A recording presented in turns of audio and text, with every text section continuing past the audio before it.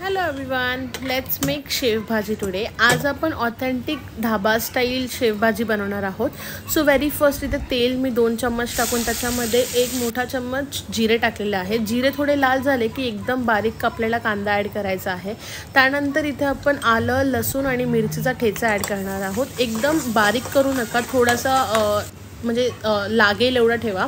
त्यानंतर इथे आपण टोमॅटोची प्युरी ॲड करणार आहोत. अख्खी टमाटर नको आहे त्याच्यामध्ये.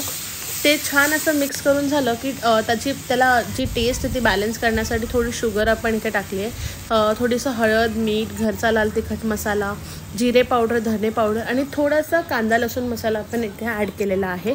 कांदा लसूण मसाल्यामुळे शेवभाजीला खूप छान असा टेस्ट पण येतं आणि तरी पण छान येते. त्यानंतर इथे आपण थोडंसं केचप ॲड केलं आहे आणि कांदा खोबऱ्याचा जो मसाला आहे अगदी कमी, म्हणजे आपली ग्रेव्ही थोडी थिक व्हावी त्यासाठी थोडंसं असं कांदा खोबऱ्याचा मसाला ॲड करून पाणी टाकून छान शिजवून घेणार आहोत.